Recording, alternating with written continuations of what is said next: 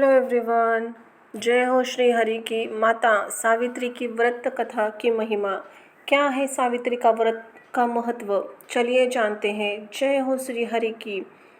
सावित्री वट सावित्री व्रत की महिमा। वट सावित्री व्रत विशेष रूप से वट वृक्ष की पूजन किया जाता है। वट वृक्ष देव वृक्ष है। वट वृक्ष के मूल में भगवान ब्रह्मा, मध्य में जनार्दन विष्णु तथा अग्रभाग में देवादिदेव शिव स्थित है। देवी सत्यवती भी वट वृक्ष में प्रतिष्ठित रहती है। इसी अक्षय व्रत वट के पत्ते पर प्रलय के अंतिम चरण में भगवान श्री कृष्ण ने बाल रूप में मार्कंडेय ऋषि को प्रथम दर्शन दिया था। प्रयागराज में गंगा तट पर वेणी धाम के निकट अक्षय वट प्रतिष्ठित है। भक्त शिरोमणि तुलसीदास ने संगम स्थित अक्षय वट को तीर्थराज क्षेत्र भी कहा गया है। इसी प्रकार तीर्थों में पंचवटी का भी विशेष महत्व है। 5 वटों से युक्त स्थान को पंचवटी कहा जाता है। कुंभज मुनि के परामर्श से भगवान श्री राम ने सीता एवं लक्ष्मण के साथ वनवास काल में यहाँ निवास किया था। हानिकारक गैसों से नष्ट करता है। वातावरण को शुद्ध करने में वट वृक्ष का विशेष महत्व है। वट वृक्ष के औषधि के रूप में उपयुक्तता में सभी परिचित है। जैसे वट वृक्ष के दीर्घ काल तक अक्षय बना रहता है, उसी प्रकार दीर्घ आयु, अक्षय, सौभाग्य, निरंतर अभय द्वय की प्राप्ति के लिए वट वृक्ष की आराधना की जाती है। इसी वट वृक्ष के नीचे सावित्री ने अपने पतिव्रत से मृत पति को पुनः जीवन दान किया था। तभी से यह व्रत वट सावित्री के नाम से किया जाता है। पूजा की विधि। ज्येष्ठ मासों में व्रत में वट सावित्री व्रत का एक प्रभाव व्रत है।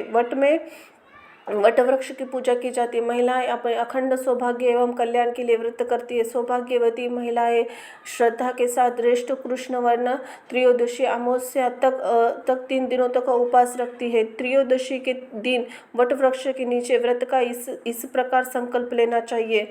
इस प्रकार संकल्प, यदि 3 दिवस उपवास करने के सामर्थ्य न हो तो त्रयोदशी की रात्रि भोजन, चतुर्दशी के आयाचित पर अमावस्या को उपवास करके प्रतिपदा को पारायण करना चाहिए। अमावस्या को एक बास टोकरी में सप्त धान्य के ऊपर ब्रह्मा सावित्री तथा दूसरी टोकरी में सत्यवान एवं सावित्री की प्रतिमा रखकर वट के समीप यथाविधि पूजन करने के साथ करना चाहिए। साथ ही यम का भी पूजन करना चाहिए। पूजनंतर अन्यत्र स्त्रियां वट की पूजा करती तथा उसके मूल को जल से सिंचती है तथा वटवृक्ष की परिक्रमा करते समय 108 बार यथाशक्ति सूट लपेटा जाता है। नमो व्यवस्थाय इस मंत्र से वटवृक्ष की प्रदक्षिणा करनी चाहिए।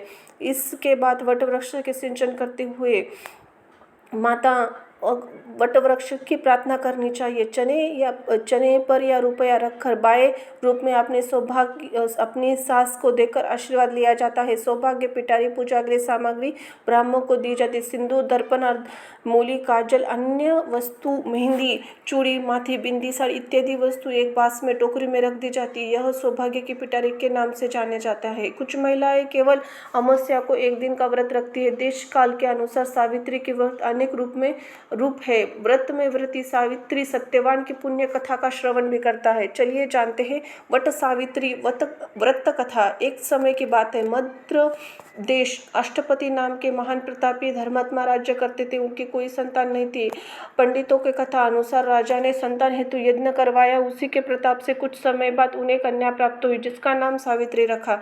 समय बीतता गया, कन्या बड़ी होने लगी। जब उसको सावित्री वर खोजने के लिए गया तो उसने ध्रुमसेन के पुत्र सत्यवान को पति रूप में वरण किया। इधर यह बात नारद जी को मालूम हुई। वो राजा अश्वपति के पास आकर बोले कि आपने कन्या ने वर खोजने में बड़ी भारी भूल की है। सत्यवान गुणवान तथा धर्मात्मा अवश्य है, परंतु वह अल्पायु है।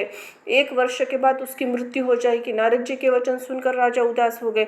उन्होंने अपनी पुत्री को समझाया, पुत्री, ऐसे अल्पायु व्यक्ति से विवाह करना उचित नहीं है, इसलिए तुम कोई दूसरा वर चुन लो।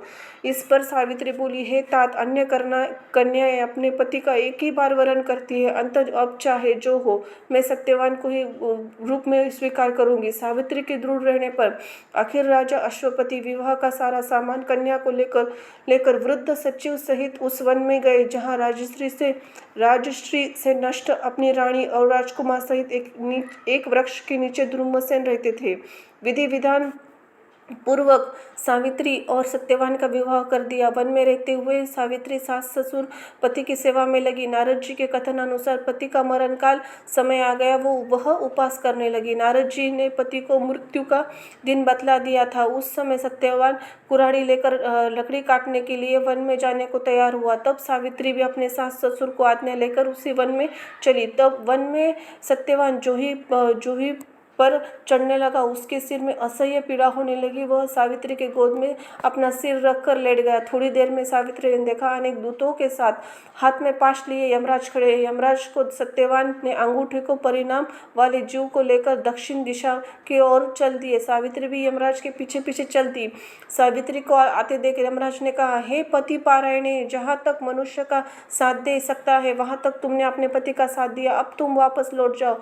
यह सुनकर सावित्री बोली, जहाँ तक मेरे पति जाएंगे वहां तक मुझे जाना है, यही सनातन सत्य है। यमराज ने सावित्री की धर्मपारायण वाणी सुनकर वर मांगने को कहा। सावित्री ने कहा, मेरे सास ससुर अंधे हैं, उन्हें नेत्र ज्योति प्रदान करे। यमराज ने तथास्तु कहकर उसे लौट जाने को कहा। सावित्री उस प्रकार यम के पीछे पीछे चलती रही। यमराज पुनः वर मांगने को कहा।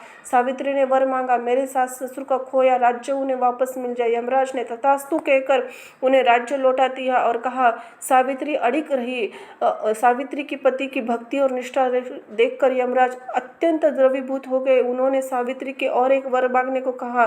सावित्री ने यह वर मांगा, मैं सत्यवान के 100 पुत्रों की मां बनना चाहती हूँ, कृपया मुझे यह वरदान दे। सावित्री की पति भक्ति से प्रसन्न होकर अंतिम वरदान देते हुए यमराज ने सत्यवान को अपने पास से मुक्त कराया और वो अदृश्य हो गए। सावित्री अब उसी वट वृक्ष के पास आई। वट वृक्ष के नीचे पड़े सत्यवान का मृत शरीर में जीवन संचार हुआ था। वह उठकर खड़ा और बैठ गया। सत्यवान के अपने माता पिता की आंखें ठीक हो गई, उनका खोया हुआ राज्य मिल गया। इससे सावित्री के अनुपम व्रत की कीर्ति सारे देश में फैल गई।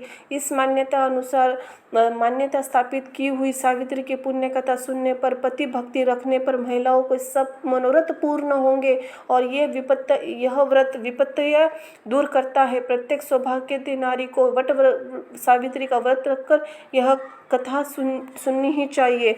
वट सावित्री की पूजा किसकी पूजा होती है? वट सावित्री में विशेष रूप से वट की पूजा होती है। साथ ही ब्रह्म सावित्री, सत्यवान सावित्री, यह यम की भी पूजा होती है।